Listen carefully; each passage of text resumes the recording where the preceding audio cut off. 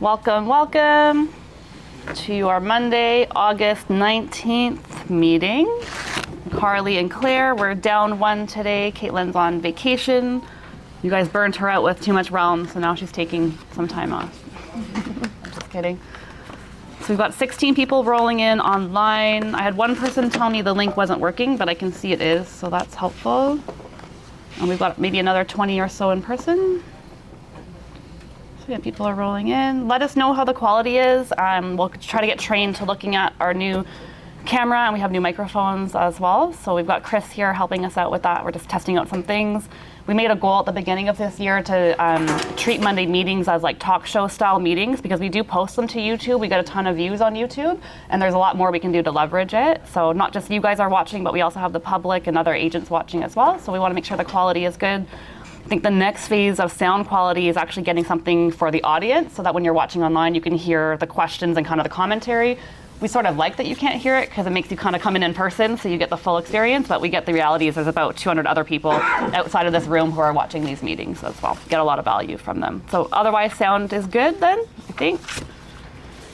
So how was the week? Did you all have fun at Family Fun Golf Day? Yay. We had about 200 people come out to that. Yeah, so we missed a lot of you guys, but a lot of you did come. And do we like the new format? Mini golf, gem mining? What do we think? Those people that didn't have little kids there, that gem mining was a bit of a hit. Anybody had kids that saw that, it was interesting. I have not seen that before. But it was a hit for adults as well who like to collect gems. I had them on display at my house this weekend. We had some parties and the kids caught them right away. They're like, what are these? And I had to let each kid take away a gem, and they wanted to know what it meant and what it did for them. They all walked home with a little gem in their hand. So they didn't even do the full experience, but yeah, it was kind of fun. You would have liked it. That's right. I think it was fun. I think we'll recreate it next year if everybody's on board. It seems like everybody had fun. Weather was great. We still did our Mandarin lunch, which is a classic. So I think we'll continue, right? Mm-hmm. Yeah, looked good. Good. So how was the week? Who did open houses this past weekend? I know for sure you did because I get the notifications on Broker Bay. So who did open houses and how did it go? And you can online too if you did something online. Doesn't need to be here in person as well. No? I know you guys did open houses. I'm trying to think in my head. They must not be here. Did you hear anything else in open houses? No. We know we were looking for agents to do them, so. Sandeep was Laura, so she's not online. I know Kate did something, Shiv did a bunch, so I was curious because it might have been a quiet weekend, but yeah. So anybody here have open houses? No? Nobody here? I'm just curious how they were attended. No idea? No? Okay. Nope, not online too. So maybe not well. So there's a couple of things going on there. I guess everybody's in vacation mode right now, or we're getting down to the very end. I think was it the last week in July, first week in August? We're usually the most holiday time, but now it seems to be that, I don't know, exhibition started. That usually, do everybody knows exhibition starts and there's a cold wind coming in this morning, right? So it doesn't take long, for things to change. No.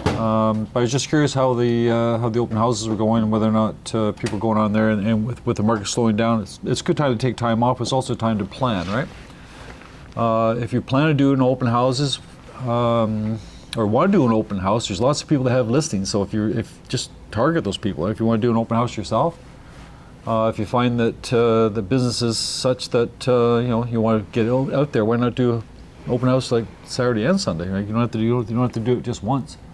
But there's definitely a way to get out there if you want to get yourself in the game somehow. But it's okay. Yeah, I've seen people do like 11 to 3 now. If you don't have showings and you don't have any plans, you could just sit there the whole day, try to get people in. We also noticed, I sent out a message saying that we had open houses available, didn't get a response, sent out another one offering $100, and I got 10 responses. So if you're looking for someone to host and you've got a client that are bugging you and they want that service, sometimes a little bit of pay might help a little bit. That's funny, isn't it? Yes. And then I had people ask me, is that one still available? I was like, no, that one's gone. Yeah, but even without pay, it's still a great opportunity. Absolutely it is. I mean, that's just something that shouldn't be even considered. Yeah. Right? Yeah, I agree. You have people walking in that are actually looking to buy, right? Yeah, and neighbors who are selling. Looking for clients. Right? Yeah, exactly. Half your business open houses, yeah, you've done really well. It's one of your pillars, right? So your new listing is through an open house right now. Yeah, that's good. Are you going to be doing an open house on that one too in Barrie? They won't allow it. Yeah. Okay. Not too bad. That's a good one. It's too bougie. Yeah, too bougie. All right, should we jump right into some stats, or do you have other tales? So give me a feel.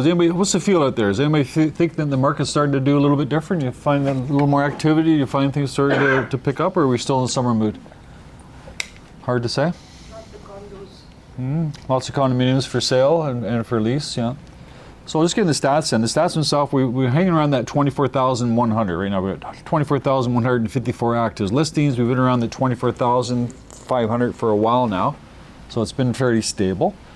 Somebody said condominiums, fine. Of the 24,000, 11,000 are condominiums, 13,000 are freeholds. So there's definitely lots of condominiums for sale. I like just throwing this number out there. Of the 11,000 condominiums that are for sale, 3,800 are owner occupied. So 35% of all condo inventory is owner occupied, meaning that 65% is not. And that's been the same stat since like the beginning of June. I'm trying to go back to May even. We've had the same sort of ratios for the entire summer almost. Okay. If we look at active listings overall, of the 24,000, 11,000 are owner occupied, or 47%. Freeholds, 13,000, about 7,500 are owner occupied, so 57% of freeholds are owner occupied, and 35% of condos are owner occupied. And that makes sense, right? Because I think you've got a lot of clients that are selling their condominiums. They maybe planned on renting out for positive cash flow or increase in equity. A lot of pre-construction guys bought, hoping not to close, but they had to close anyways, and now they're trying to maybe get rid of these properties. The builders start sending mails forms to the agent, keeping us responsible for our clients. Are they going to be able to close? Are they aware of the occupancy date? Okay, so the builders are contacting the buying agents, saying what's the temperature of your clients? Are they planning on closing? So lots of questions. So we have to fill out form and stuff on the back of it. Yeah. Basically, they keep us responsible, make sure that they're going for closing. Right. Okay. So builders are, but by contacting the agent, I'm not sure how's that speed things up. Yes, What is that? Representing the buyers from the builder. Yeah. I know, but they're not packaging it up in the wake. I got the same request on the weekend. What they're saying is, here's a checklist to make sure that you're all set up for occupancy, and it's their way to ask, are you moving in and paying occupancy for closing? So they're asking us to fill out a checklist and make sure they're aware of occupancy fees and what the process is. And I think the real question for them is, make sure you fill us out. We want to make sure you're closing. At the same time, we've gone to builders saying that we've got a client here that the place didn't qualify on the appraisal, and we need a bit of a help here from the builder that we can't get the appraisal. And the builders are saying, so sad, too bad. So they're really not helping themselves when they're asking us for favors. And when it comes time to get paid by the builders, even when the deal does get paid, has anybody here had a pre-construction, the pleasure of being paid on a pre-con, trying to get paid from the builders? I think they all went to the same school of accounting. They all say, well, did you send us an invoice? Yeah, about 4 times. Well, we never got it. Has the deal closed yet? Well, yeah, it closed like 2 months ago. Oh, we have to find out. And then it's just on and on and on with the excuses that we get. Yeah. So now when they come to us saying, hey, they want favors from us, like, well, I don't know, man. Sure. Yeah, we want to get paid. So a lot of people are selling their properties that they didn't plan on buying. They planned on pre-selling. Sales themselves are actually down 19% from August last year. Condominiums are down 26%, and freeholds are only down 14%. So again, the sales themselves are down for condominiums, even though we've got more inventory as well. Properties that sold for over asking. 24% of all the condominiums that have sold for over 101%.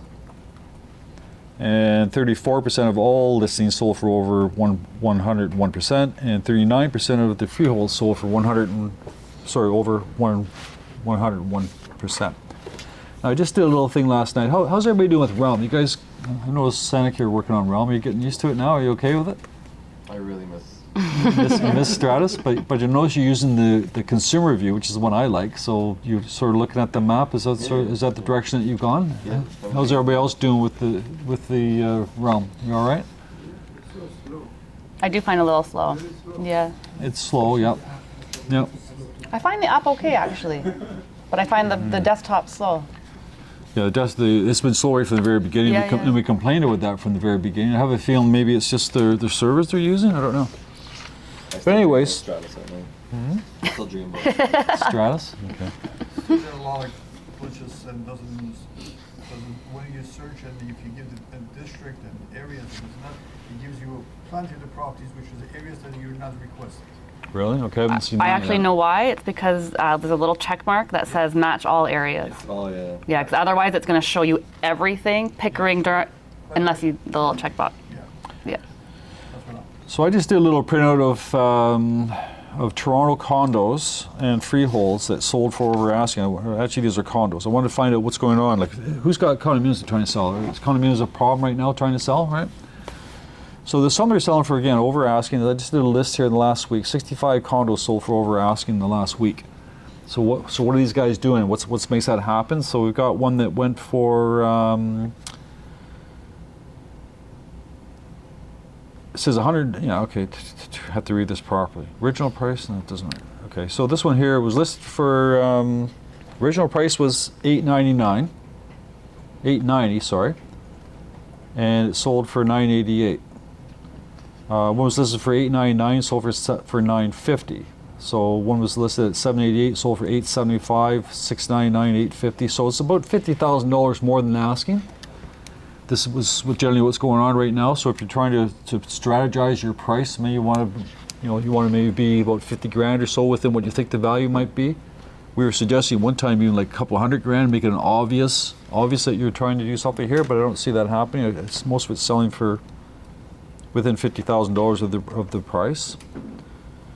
The highest one here I think was about 36%, but this one here was listed for $399, sold for $542.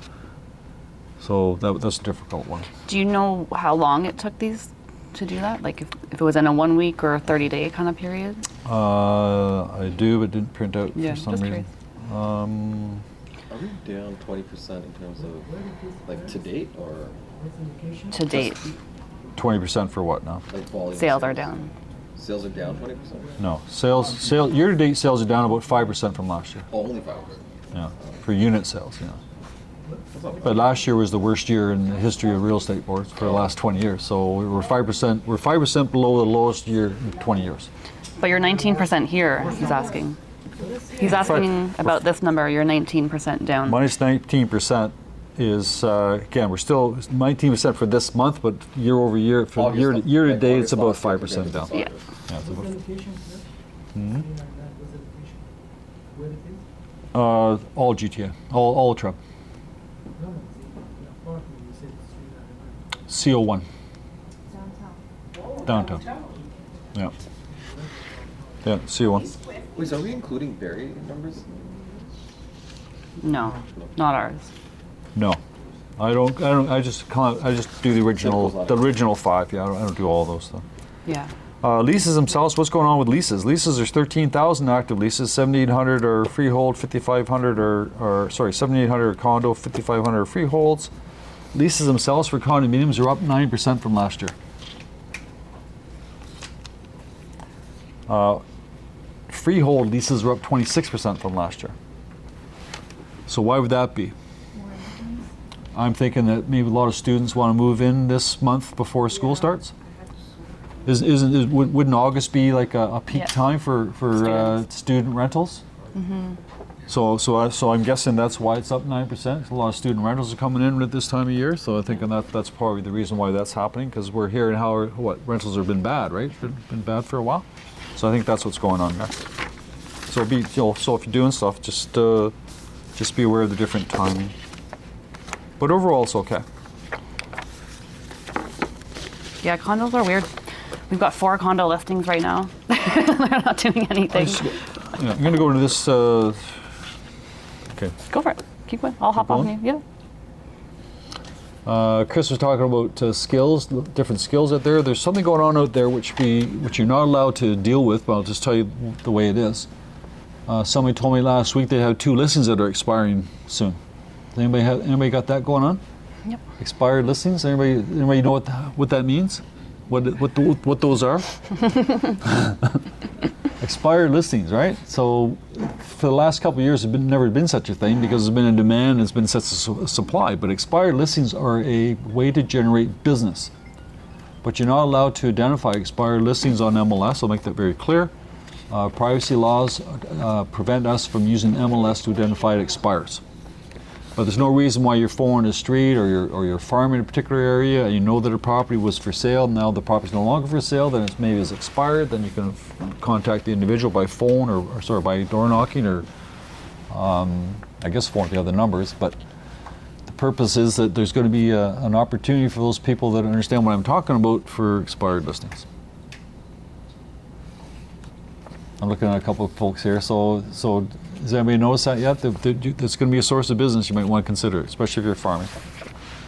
This person here sent a letter to my house, and it's another way of generating business, and it's actually very effective. And this goes back to Floyd Wickman years ago, how he said that you should be doing this type of thing, and I thought it was a good thing came to my house. So it's from an out-of-area broker, so I'm in Pickering. This broker or agent is down on the beaches there in Queen Street. But the road letter says, "Dear homeowner," and these are good things. "Dear homeowner, my name is such and such. I'm hoping you may be able to help me out. I'm a realtor. I work in a young family who's looking to move into your neighborhood or into the neighborhood. Quickly outgrowing the current space, looking for something bigger that they can turn into a forever home. They fall in love with my street name and really hope to get onto the street. So that in mind, I'm reaching out to those who live there, asking if they have any plans on moving or know any neighbors that might be moving. I've left my contact information below. Please feel free to contact me." That's an old letter. It's an old letter, Yeah, yeah. trust me. It's an old letter. It goes back to 1988, 1980s, but it's still very effective. Okay, so that's something to think about again. And going back to this person's out of area, never heard of her before, never seen her before, would probably never see her again. But if I'm thinking about selling my house and I live on that street, would I be compelled to phone this person? I Maybe. used that for condominiums in Right. the 1990s. So if you're thinking about generating business, this is number 2, right? Which is number 1. I already said it. Uh-oh. Expired listings.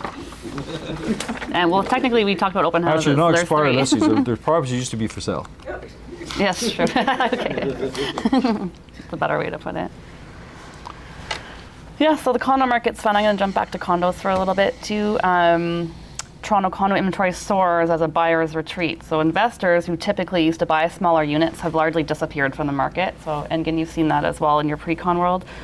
Many available condos, there's 11,000 right now, but many of them are small, investor-oriented units that don't have appeal to end-time, first-time buyer units. They're really tiny, they're studios. Well-designed, larger units are still selling when they're priced appropriately, but a lot of sellers are still holding out for better prices, while others are selling at a loss or continuing to rent out their property. So we already talked about how 35% of the condos on the market right now are owner-occupied, so the rest are either rented out or investor-owned. So experts are suggesting that it may take 1 to 3 years for the market to improve for sellers in the condo market. And I had an agent call me this weekend about some condos, and she was ranting about all the listings she have, and none of them are selling. And she says, "Don't you think the condo market's going to get better by this quarter?" And I said, "No, I don't think so. I don't know, Claire, what you think, but I think it's too early for the condo market to get better. In terms of, prices need to come down, and then they'll start to sell a little bit better." Still lots of bankruptcies happening across Canada as well. And, Urban 401 always does a little WTF of the week, they call it. So I'm going to read this little blurb from Reddit, but there's a little bit of swearing, so I have to be careful.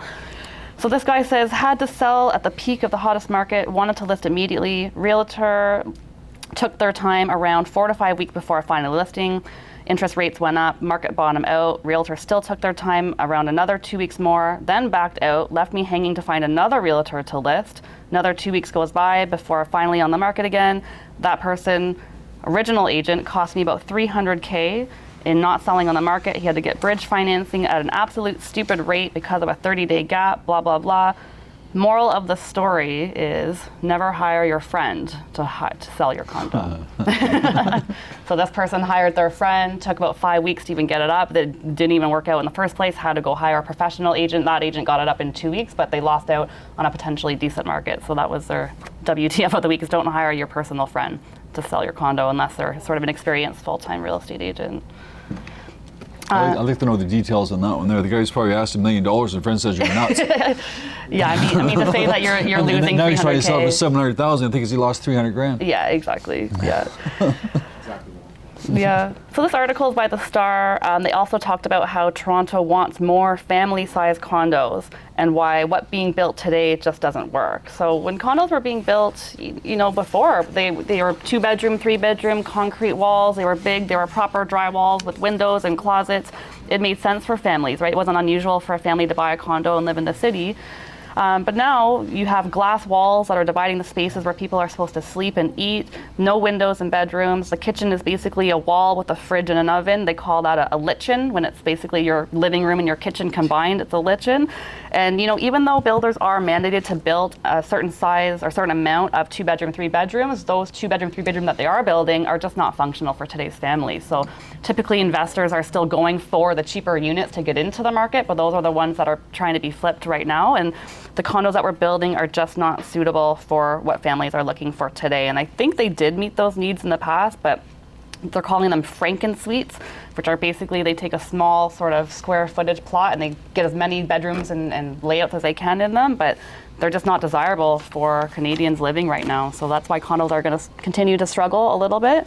Basically a 3-bedroom new condo is more like a dorm instead of a home for unfussy, secondary postgrad type students. These are not for families with adults and children. So I think we're still going to see the struggle of those condos unless they do something properly to actually get good sized families in there.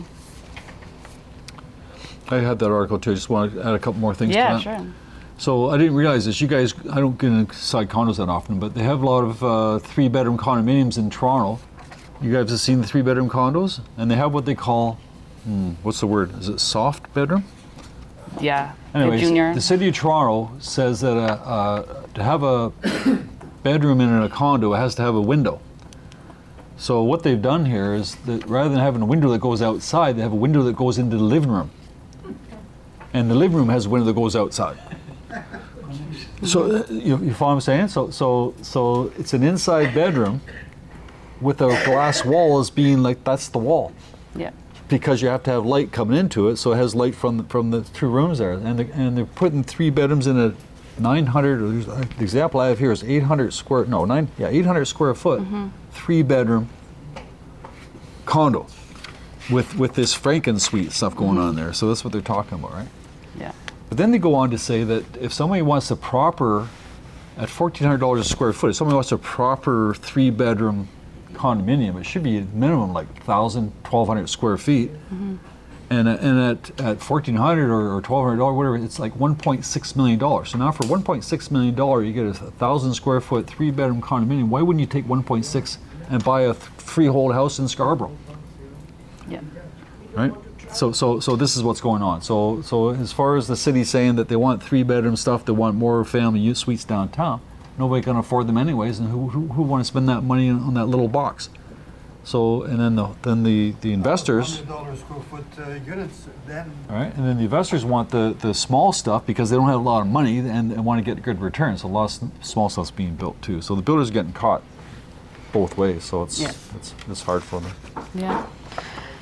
Even parking is getting kind of crazy. The cost of parking with a condo. So these guys did a sort of a research study about how much the parking cost can differentiate in all areas of the GTA. So if you've got a condo, let's say in C1 that has parking versus not, what's the cost differentiator of that? And so they did a bit of research. They're saying it's could be as more as $100,000 without a parking spot, depending on where exactly in the city they are.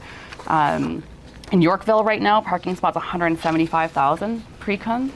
I don't know if you guys think it's worth that for a park. That's just the parking lot alone, $175,000. Young and Bloor. Yeah, but basically, so in their study, they showed East York. So a condo that has parking in East York could be $122,000 more versus something that doesn't have parking. Across the boroughs, there's about an average about 70,000. So when you take in Scarborough and things like that, about 70,000 is the cost of a parking compared to what a unit without parking might be. And even some places like Scarborough did have more expensive parking, 78,000 or more for an average condo, whereas Etobicoke is about 66,000. So it definitely does increase the cost depending on the parking. They did a whole little map of parking across North York, Etobicoke, York, Old Toronto. Obviously CO1, that Yorkville area was the most expensive, and then depending on how further out they go was a little bit less. But ironically, you'd sort of need a parking spot more in those outside areas than if you were in the downtown core. But in the downtown core, they don't have space. So the parking becomes really desirable, and that's why they can get away with $175,000 for a parking spot. So if you had a client that was trying to buy pre-con and they ask you, should I get it with parking and should I not? I think it depends if they're going to live in it, if they need parking themselves, if they plan to rent it out. Assuming you're going to have students there that won't have a car anyways and they're going to be on the subway line, maybe you don't need parking, but you have to think about your future resale value because it could be 100 to 200 grand more just to have that parking spot. And so you may pay less for it in that pre-con world, and then by the time it gets built, it may be worth it more. So. Right now, since you said the condo market is softened, wouldn't that be lesser?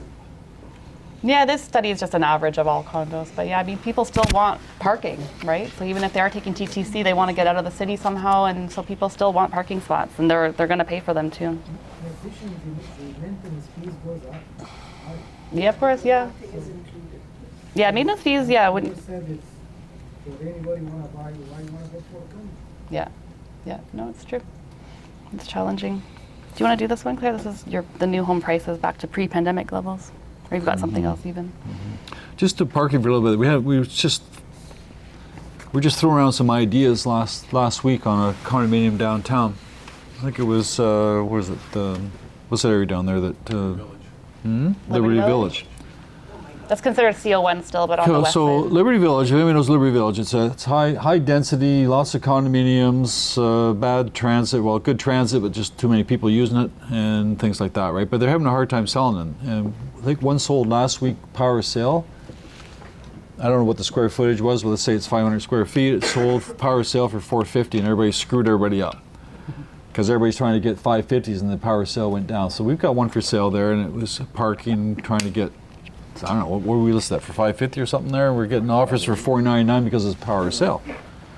So then the thought was, and I don't know whether it can work or not, but just think, if you've got a really difficult one, think outside the box a little bit. What would a parking spot in that area sell for? Anybody have any feel for that? Like pre-construction wise or resale? No, it's just like a resale. If you like a parking, you know, people are selling parking by itself, Yeah. right? I'd say- $50,000. No, wait, not there. I think I'll only sell for 40, 50. I was thinking 70,000, like a little bit west. Parking by itself at I Festival. sold 120,000 for parking. Yeah. All right, so here's the thought in this case, and I'm sure it works out. I'm thinking, well, why can't we just separate the parking from the unit and sell the unit itself for 450 and sell the parking for 100 grand? Yeah, why not? You know what I mean? Like if you're struggling getting 550 and now guys are offering 490, can we separate the parking and sell the parking for its price and then sell the unit for 1,000 square foot? And net result's the same, but still you split it up a little bit, right? Won't it take longer to sell the parking space? I don't know. How long does it take for you to sell? You can't get a mortgage. This was a pre-con. Oh. They bought the unit and after they bought the Don't know. parcel. Can you, so the question is, why can't you sell parking? Doesn't have same ownership, but it's a separate ownership, but it's the same title. Yeah, I'm pretty sure that you have to double check, but I don't think everybody's thought of this. Okay, people say no automatically. Well, that won't work. Wait a minute here. I mean, you have to sell it to somebody that lives in the building. You would be able to sell it to somebody outside the building. But like, I don't know. I think it depends on if the first buyer wants to pay $490 with parking. I bought a unit.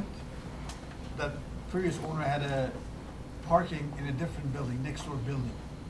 So they had two ownership. Because the one parking is the ownership in a different building, and the unit is in a different building. They own a different ownership. Yeah.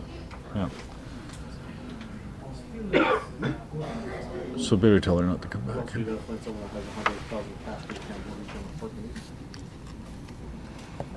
Those people, they bought at that time $20,000. Yeah. That was 9 years ago.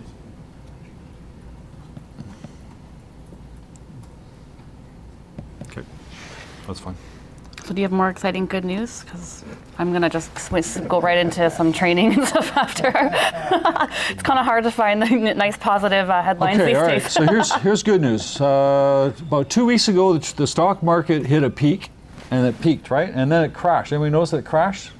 Crashed like 12% there, and today, guess what? It's back up again. So real estate's going to be the same thing. Even though you think, holy crap, real estate's taking a crap, it's going to do the same thing. Trust me, it's going to come back. There's still lots of people out there. So there's no issues with that at all. And as a matter of fact, it's going to start tomorrow. You're going to do some training stuff? Okay. Just a tiny bit, yeah. All right. Right now, the cost of living has been around 2.9, and then it went to 2.7, went back to 2.8. Right now it's 2.7. Tomorrow they're going to announce it, and they're expecting a 2.5, 2.4 announcement. So that means that it's going to be very good for, well, not good for bond rates. That means bond rates are going to come down a little bit, which means your 5-year mortgages are going to come down.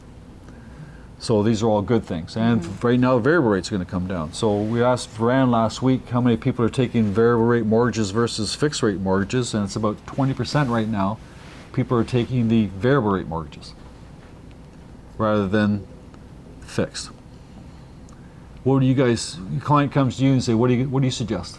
Should I go long term, variable, fixed? What do we do?" 2 years. I think it depends on how risk adverse they are as a person, as a human. If they want to know what their monthly budget is and they want to have that I see people doing this and people doing Yeah. what does that mean? So does that mean that you could tell your client do a do a variable or do fixed? Figure out the 5-year, 2-year. Variable over here. Everybody's saying variable?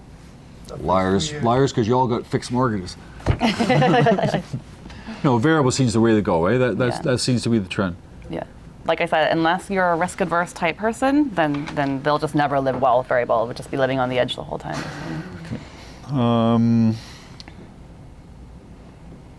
When you guys talk to agent, I don't know if I want to say this or not. When you're dealing with an offer with another agent, are you guys on the same side as the other agent? Is it combative? Are you fighting? Is it grinding? How is it normally if you're dealing with the other agent? How do you guys normally find it? I'm on their side. I'm on everyone's side.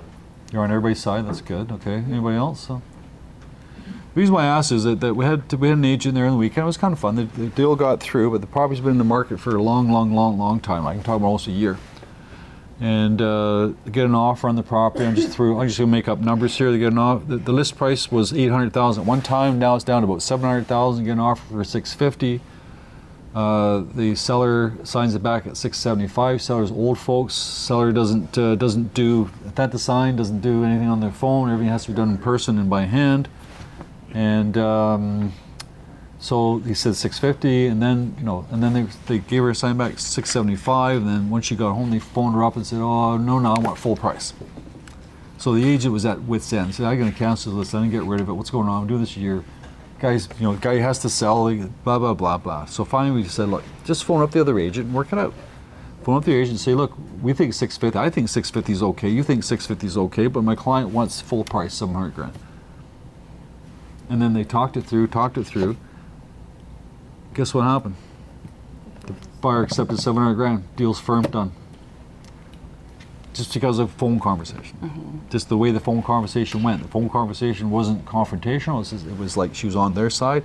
I agree with you. I think it's this, but my client wants that. He's been waiting for a year. He's not going anywhere until he gets what he wants, and the buyer wanted it, so the buyer matched it. So I guess my point is that you have a conversation. It's not confrontational. You're both on the same side. You're both trying to get this deal done, and away it went. So it's okay to talk and it's okay to give up and get frustrated, but you still have to stick to the plan, right? So it worked out in this case. I think it's also, you can talk through the other side with, here's how my client's behavior is. You know your client best. We know what the end goal is. And talk to the other agent about what they think their client would appreciate. Because if it means that you need to sign back or show effort and that's what their client would work for them, then you would kind of make some concessions that way. But if you know your client best and you try to let them know, and you're both trying to work together your client's behaviors, right? So like you said, you're working together, but be creative. Don't just be sign back, and kill things back and forth. Like talk things through a little bit, and you'd be surprised, like a $50,000 gap could come really small very quickly just by talking it through and playing with each other. So. And we're talking about this here. We're talking about pre-construction. So we're talking about builders, new homes. And you may have some sellers that don't want to reduce their price because their neighbor sold for X amount of dollars years ago. Has anybody had that yet? You know, I'm not going to give my house away. The neighbor sold for this. I want that price. It was 2 years ago. It's different market completely, different everything. But anyways, builders have the same problem, right? So the builders here, the asking prices are asking prices for detached and semi homes in GTA have returned to pre-pandemic prices. Does anybody know what a pre-pandemic price was for Toronto real estate for? Who wants to guess? 1,050,000. Who wants to guess? What's the average price right now? What's the average price overall for overall average price GTA today? 1.1. Less than 1.1. 1,024,000. Close, 1.106. Back in pre-pandemic, which would take us to what, 2019? Average price in the resale market, even 2020, let's say, 929. So it's actually resale market's up $150,000 from pandemic. Builders, on the other hand, they're asking 2.47 was their average asking price for a detached house, new, in the peak, 2022. Today, the average asking price is 1.7. So the builders have taken a huge jump, and it's like 1.7 to 2.47. That's a huge drop. It's like 31%. Condominiums. These are average prices for condominiums. I know we talk about new stuff and like cheap stuff, but the average price overall, condominiums have gone from $1.58 million to $1.2 million average. They've also dropped Condo? $3.6 million average. I'm talking about the average price, average condos pre-construction overall. So they've actually dropped too. And they're saying here with condominiums, it's tough because the only people that can reduce the price to the point where it'll sell is the developers that bought the property so long ago they didn't pay a high price for it. The developers that paid high prices for the place, they cannot afford to sell them any cheaper than what they're trying to sell them for. So that's why you're seeing a lot of these construction jobs stop. Right, and they're predicting now from 3 years from now, 4 years from now, if you've got an investor that wants to get involved in investing speculation real estate, just imagine 4 years from now, if we're complaining that there is no supply, there wasn't enough, there's more demand than supply over the last couple of years, just wait for 4 years now when they're not building anything. Today, to build for 4 years now, there's going to be a big flush. So if you want to be a gambler, you want to buy some stuff and hold on to it. Yep. That's my thought. It's true. And if you do want to buy or have clients want to buy, I will tell you about 3 projects that I'm going to introduce you to because I will never end my loyalty to these builders. Even though in a down market, the more I show my support for them now, when we get into that market later, they're going to remember us. So I'll tell you quickly about 3 projects that might pique your interest. Rare Real Estate is promoting a project in Brampton. They're freehold townhouses starting at $799. So pretty affordable. They're not condos. As a brokerage, we are VIP, so you will get VIP access starting this week. They will launch it next week, so I'll start to send you guys all that information. But starting at $799 for freehold townhouses in Brampton by Kaivan. Pickering City Center is doing a really big promotion right now. I'm not allowed to advertise what that promotion is like publicly on camera or in a WhatsApp, but if you message me directly or come talk to me after, it's a pretty big bonus. You get the choice to either give that cash back to your client directly towards their purchase price, or you can take the entire thing for commission yourself. It's a pretty big percentage and a lump sum of money, so come talk to me after. That's for Pickering City Center. They've already done their first 2 towers. They'll get ready for their last towers, but they've done pretty good considering the pre-con market. And that's in Pickering Town Center. So come talk to me after if you got clients for that. Right there, right? Just GO train, no subway. There's a GO station in Pickering. Yeah. And then Hirsch is always doing really creative, fun stuff. If for anything you're just bored and you want to go check this out, they're doing a condo crawl this Wednesday. You'll meet them at a particular area. They're going to take you through this like culinary interactive experience. If you've ever been to a Hirsch event, you know that they do things big and crazy. So like I said, if you just want to go have fun on Wednesday night, they've invited like a bunch of restaurants and food vendors from across the city. They're there to promote their ironically 3-bed bedroom suites at Tricycle, starting at $695, and they're penthouse suites. So it's just the remainder left over of their inventory. As a brokerage, we sold a lot for them already, so we got selected first to go on this little condo crawl. It almost made us think of doing a condo crawl here at the office with all of our office listings to go advertise all of your condos, because we know there's a lot. But that's on Wednesday night at 8:30, and it's done by Hirsch, and it will be a big sort of interactive event. So good for social media content too, if you would like to do that. And yeah. Can you imagine a 3-bedroom condo with $699? Yeah. Scarborough. They're at Ellesmere. Oh, is that ME? Yeah, that's Tricycle, but the same sort of area as ME.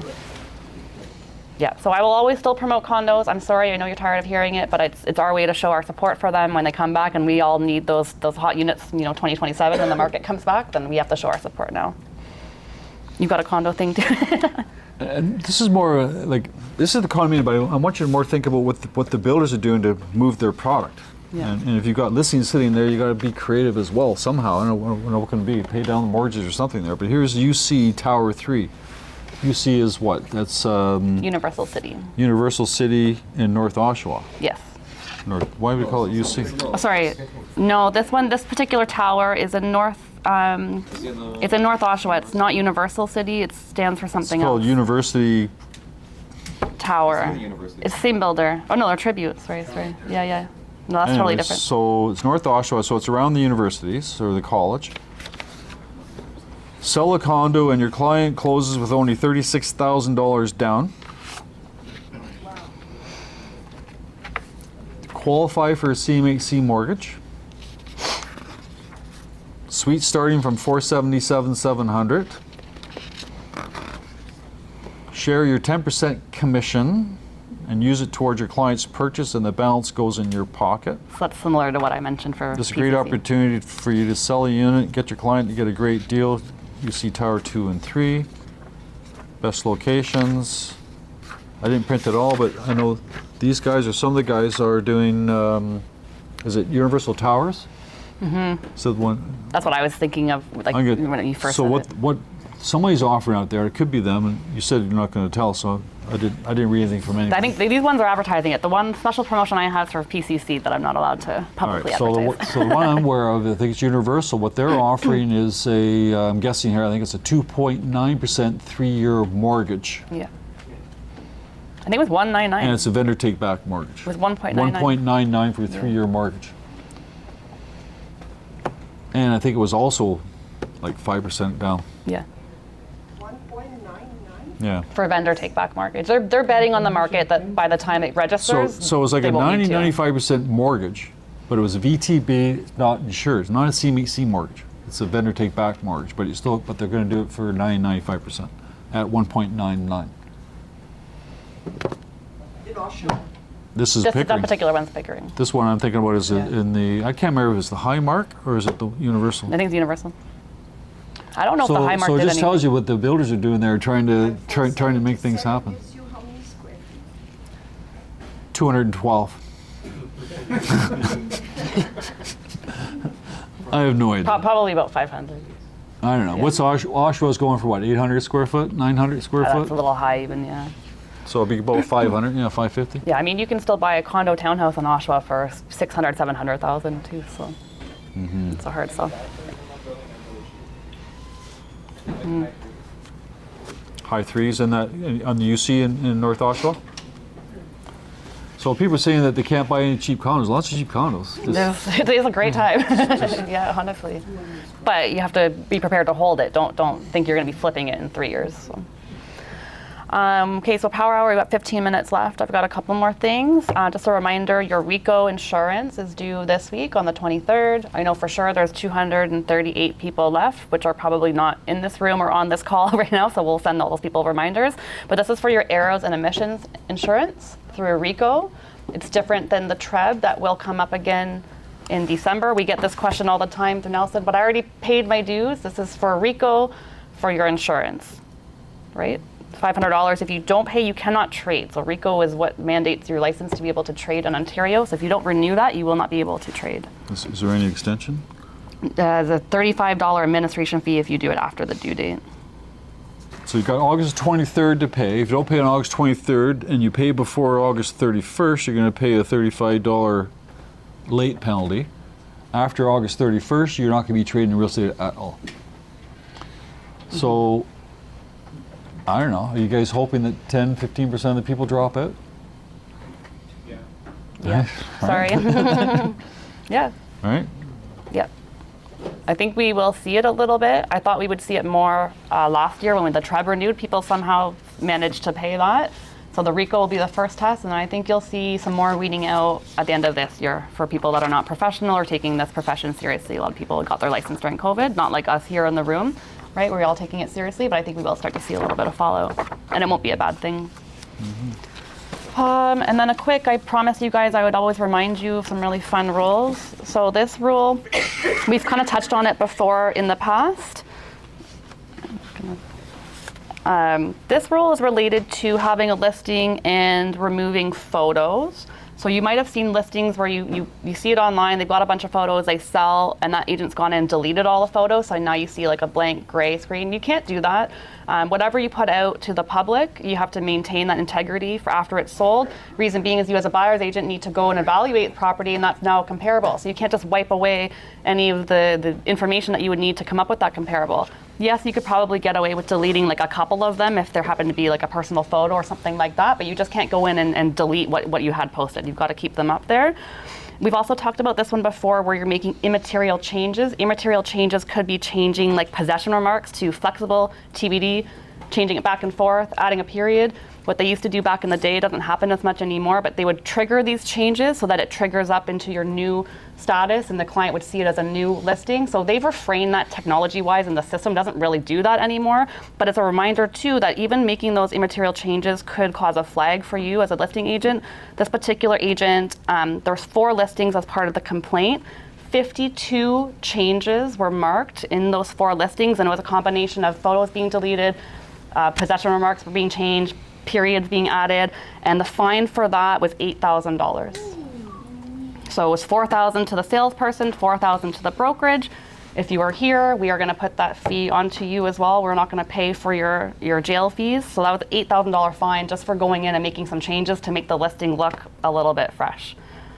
I don't know about you. I don't think it's worth it. And it doesn't even work, to be honest, anyways, but you will still get fined for the act because you're compromising the integrity of the MLS information. It doesn't rerun anymore. No, it doesn't, but you still get fined. You're still not allowed to go in and make immaterial changes because it's confusing to the consumer to make these changes back and forth, right? It compromises the integrity. What about making material changes? Yeah, that you would do an amendment for. If it was a material change, you would do a proper change. That would be okay. Yeah, There's no fine for that. No, there's no fine for that. No, it's a proper change or the reason, right? Immaterial means it doesn't impact the listing, but you're clear you're trying to mimic something. You're trying to do something with that to generate more activity, right? So why would anybody go in and make immaterial changes when they're risking a fine? It's a good question. They I did a whole course on it, so there's lots of people doing it. They never got fined. They never got fined before, so they don't know. They never got fined before, and the idea is to do a rerun. It shows up on your feed, right? If anybody has a feed like new listings, it shows up on your feed as a new listing. No. It doesn't do anything. Not now. Yeah. They used to. It Used to. But if you do a price change now anyway, so it doesn't Yeah. show up on the feed. And then even the one, we've been talking about this a lot, I can't talk about it enough because it comes up every week, but for showings that you don't attend and don't cancel, like the young agent that we have that got fined, not only did she get fined, but I realized the course she has to take is a 3-day course. So can you imagine, you only have 7 days of the week, you're busy working in real estate, trying to service your clients, trying to make a business for yourself, now you've got to spend 3 days in a classroom learning about business ethics because of one mistake. So I almost think that 3 days is more than the fine that she's going to get itself. I just think it's crazy, it's excessive. We've tried to fight it. But yeah, like we said, RICO and TREB are not your friend. It's a 3-day course and a $1,000 fine just to take the course for a really simple, honest, genuine, non-malicious mistake. So just be careful because they don't care that if you're a good person or not. And then the last thing I'll talk about is about social media. So I came across this article in some sort of real estate magazine Obviously, social media is a big part of our business. Not everybody does it. That's okay. You don't have to always be on social media, especially like the Fulton sisters do. But it is a big part of your business. There is people watching you on social media. It is a way for you to get clients. It's a way for you to communicate and engage with the people that you're connecting with. So these are some tips. If you don't have time to do social media or stresses you out a little bit, here's some really simple things you can do on your social media channels. So one of the things was turning blog posts into a social media post. So you may come across an article that, is 5 tips for first-time home buyers. You can turn that blog post into a really quick Instagram carousel where it's a 5-slide carousel and it's 5 tips for first-time home buyers. You could literally pick apart any type of blog article that way. Obviously, if you didn't write the content yourself, change it a little bit or use ChatGPT to write it in your own sort of tone of voice. But that's a really quick Instagram post where you can get the content from somewhere else. I got to tell you a quick little funny thing Okay. here. I know what you're going to tell too, yeah. You know what I'm talking about? Yeah, it's a good reminder. Yeah, it's been a couple years. So I had an agent that was write these wonderful blogs. I couldn't believe it. It was wonderful blogs. It was saying, and they were first person blogs, right? Like, I was driving down the Don Valley Parkway and noticed all these cars here, and I wonder where all these cars going, and I realized that they're all moving someplace, and he sort of goes into this long story, and I thought, that was a kook story. And the next one comes on, some other little story there, and I think, gee, it's amazing. I couldn't believe it was coming out of this agent. Then I got a call from another agent from another company saying, your agent is copying my blogs and putting them on their webpage. like word for word. So I thought, holy crap, right? So I told the guy, I didn't know I could do that. So he turned it off, no problem. But yeah, so don't copy and paste exactly. So before he said that, I was thinking about ChatGPT. What a tool! Have you guys? And there's more out there now. There's ChatGPT and there's Pi and there's a bunch of other out there. Have you guys played around with that at all? It's an amazing thing. It's But isn't there a fine line between plagiarism and taking somebody else's? Opinion. There's no fine line. It's a big line, big fat line. Yeah. So how does So- it work? Like Well- you take something like, hey, that looks pretty cool. I'm just going to change this, change that. Could be, yeah. Just make enough changes so it doesn't look like. Yeah. How does I think you've got to change it enough to put your own sort of tone of voice in there, especially when you're talking about 5 tips for buyers. The tips are kind of the same. You're just going to say it in your own way. But yeah, to take a true, fully written blog post with someone's opinion, that will be more challenging, right? So My example was tough because it was first person, yeah. right? How do you change the first person? Like I was driving and I was doing this. I'm like, wait a second here. Like anyway. Yeah, so I would focus on the big picture, sort of what it's trying to say, and post that. But the ChatGPT's been good. I'm noticing some listings. I look at some MLS listings. I look at the description, and the descriptions are getting a little bit longer. You may notice the descriptions get a bit longer, and the words are getting a little more flowery and a little more descriptive. And I'm thinking, yeah, okay, there's ChatGPT. Step inside this elegant. Right, the ambience of this room here will be breathtaking to you. I'm like, what the hell, It's kind of fun though. But you can also use it for practical things like your 90-day business plan. So we're going to be doing some, I guess, starting in the fall. We need more training where we're out. So in September, we want you to start thinking about your goal setting. September is the time when you have to start thinking what you're going to be doing. Actually, right now, you should be thinking, what are you going to do in September? What are your pillars? What are you going to do to generate business? Right? How are you going to get business from? I think everybody here gets business from people you already know. We've talked about database, things like that, but I'm talking about trying to get business from people you don't know. Okay, cool. I'm gonna keep going on social media. So, another idea back is to it. creating a video snippet from a long form video. So maybe you've done like a YouTube video with a market update, or you've done a property tour that's a little bit more than 2 minutes long. You can actually repurpose those videos and make shorter 30-second clips. So maybe you do a fast forward of the key highlights, or just make it shorter. So people's attention spans are a lot smaller right now, but maybe you take something that you did for YouTube that's meant for long form. You can create shorts within YouTube, or you can create a short right to your Instagram or Facebook as well. So they're trying to say repurpose stuff that you filmed already. Instead of creating brand new stuff all the time, you can repurpose the other videos you've done already. You could also share email content on social media. So maybe you've got an email newsletter going on that you've either handwritten or you've signed up with Hub 21 that sends out newsletters. You can actually take the content of that newsletter and again make a sort of social media post about it. So maybe we've got a Hub 21 campaign that's on seasonal maintenance, goes out every quarter, and it's just related to maintaining your house for that season. You can turn that into an Instagram post very easily. A quick little picture, something of one of your listings, take the exact same text from that and turn it into a social media post. So that content's already created for you. Bringing the audience behind the scenes. So people love behind the scenes content. It's really easy. You're already doing the work right now. So they want to see you drinking your coffee, going out with a client. Maybe you're at a showing. You want to do a little preview of that particular area. People love that behind the scenes. And the goal of that is to show your clients that A, you're working, you're busy, but gives them a sense of your personality and if they want to work with you or not. So it shows a way of showing your personality to see, okay, I kind of like the way that she works and I'd like to work with that person too. So again, you're doing that already. You're already doing the showing. You're just kind of capturing it and then sharing it on your social media as well. So that's like a day in the life type sort of behind the scenes content. And then repurpose your testimonials. So we're trying to train you every time you do a firm deal to ask for testimonial, whether that's on your Google reviews or you put it somewhere on your website. There's a bunch of ways you can do that. You ask them for a Google review. You can ask them to write a testimonial. You can write the testimonial for them and ask them to sign off to it. But you can turn that into an Instagram post as well. So again, it shows your clients that you're getting reviews. And again, it shows a bit of your personality and how you work. And it's a really easy way to take something that's already done and put it on your social media. So those are repurposing testimonials. And that's a quick selfie picture of yourself or a picture of you that you've done before. You can literally make the background anything on something like that. So that's for people that are not creating content all the time and just repurposing stuff that you have already. We have 2 minutes for Power Hour. Anything you want to end up with? Everybody want to talk about any properties? Who's got properties you want to talk about? Michael's got a big property he wants to talk about. I have a new listing of Barry. It's 10 Kendall. It's been done better than anyone we've ever seen. Then I have one in St. Catharines. It's listed at 9.49. It's a 4-bedroom, 3-bathroom. I have a stacked townhouse in Pickering. It's 2-bedroom, 3-bathroom. We're looking for around 7s.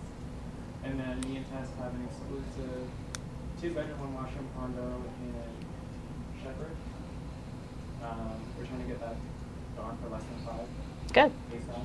The one at Barrie is really fancy. It's got a big, nice pool. Michael helped the buyers buy it. They like totally gutted it and renovated it. There's a mini pet golf in the back and a pool. And I think your clients are moving out west. Like they were only here for a year, right? And you got that client through an open house. So that's 2 deals in a year. Yeah. Literally 2 deals in a year. How Yeah. much is that? 1.329. It's priced aggressively. How many square feet? 2,200. Yeah, it's a big house. Yeah. The swimming pool is, I think, 25. Any other properties anyone wants to talk about? If you need help hosting open houses, let me know. Like Claire said, it's best you just reach out to the listing agent right when you see it, when it gets listed. But if you need me or Nelson to send out a note, we're happy to do that for you as well. So just let us know. I have a feeling this is the last 2 weeks of summer. C&E has started. So we'll see what it's like. But I know we're going to be pushing you guys to get back to work in September. We'll be a little bit lenient for now, right? We know it's a quiet couple of weeks. So try to enjoy the last bit of summer. And then kids will be going back to school too. So it should get busier in here as well. But overall, I feel like the market, like I got some calls today about people wanting to rent. And we got 3 buyers last week, so people are anticipating a healthier market. So Nelson, are you seeing the same things? Things are picking up a little bit, right? Yeah. Anything else? Final words? Nothing online? Cool. Well, have a good week. Let us know your feedback online, how the sound and camera was. I'm curious. We're just testing some things out today.